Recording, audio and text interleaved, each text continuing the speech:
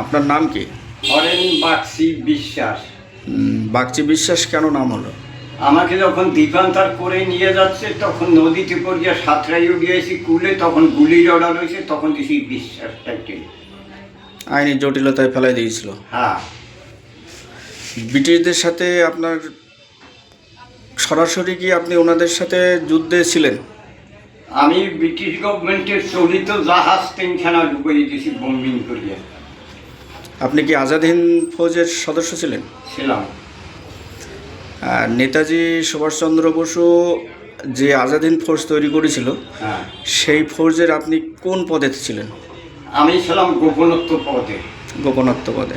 এক জায়গার কথা আর এক জায়গায় কিভাবে নিয়ে যাওয়া যায়, কাগজে গিয়ে আপনার লেখা দেশে সুগার করু, ওরা ব্যাগে ঢুকাইয়া উপরে শাকসবজি কিনে লইয়ে গেছি, ব্রিটিশরা সময় চেকিং করতে জম্প করতেছি, দেখছে বাজার করিয়ে নিয়ে যাচ্ছি, আমাকে আর ডাকে ঢুকে নাই।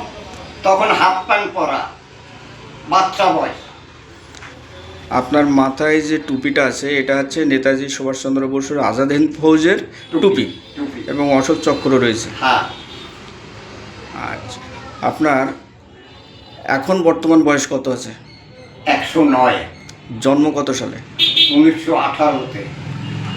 আচ্ছা, আপনি অবিভক্ত ভারতের মধ্যে ছিলেন, তখন বাংলাদেশ ছিল, বাড়ি কোথায় ছিল? তখন বাংলাদেশ ছিল না, ও তখন ভারত। ও তখন ভারত ছিল। ও তখন ভারত। বর্তমান বাংলাদেশ।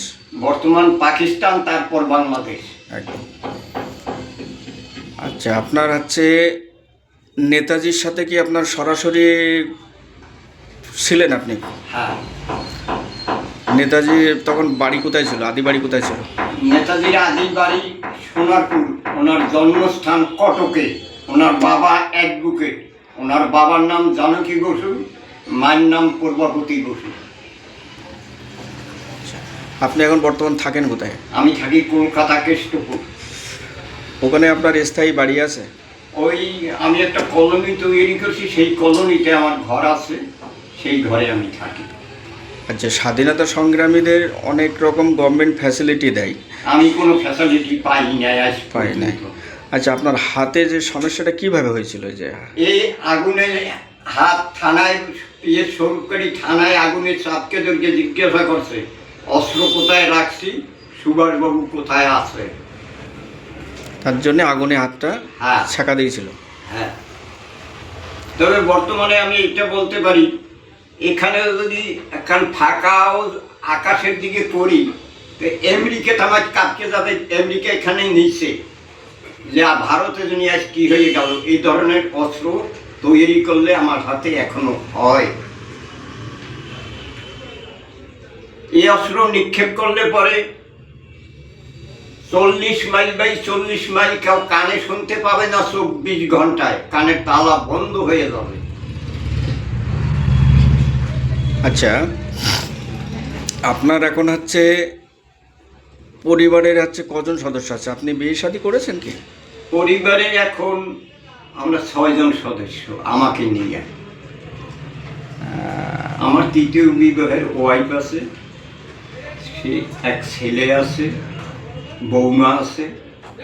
আমার সেই বৌমার গর্ভে 2টো নাতনি আছে, নাতি নেই, নাতনি। আচ্ছা, ব্রিটিশদের সাথে আপনাদের যে একটা সংঘর্ষ বা যুদ্ধ চলছিল, সেই যুদ্ধে আপনার কোনো বিপদ ছিল? কোনো এতে যে বিপদে পড়েছিলেন বা তাদের অত্যাচারের? আমি বোমিন করিয়ে ভারত থেকে তাড়াইছি, সে কাগজ আছে আমার কাছে, এইখানে আমি দেখাইতে পারবো, দেখবেন সে কাগজ। আচ্ছা, নেতাজি সুভাষচন্দ্র বসু মারা গিয়েছিল, সেইটা নিয়ে কিছু মানুষ বিভ্রান্তি করে, মারা যান না, কিছু মানুষ বলেছে যে ওনাকে 1947-এ 13ই আগস্ট গান্ধী ধরে দিয়েছে, ওনাকে ধরে দিয়ে 14ই আগস্ট দেশভাগ করছে। এই দেশভাগের পরেতে নোয়াখালীতে হিন্দুকে গলা কোপাইয়া কোপাইয়া কাটতে আসে মুসলিমরা। ওই গলা কাটা ঠেকাইতে পূর্ববঙ্গে কায়দে আজম জিন্নার কাছে গেছে গান্ধী, যাইয়া বলছে জিন্না তুমি হিন্দুকে মারছো কেন? পাকিস্তানে থাকবে পাখি, আর মুসলিম হিন্দু থাকার কথা নয়।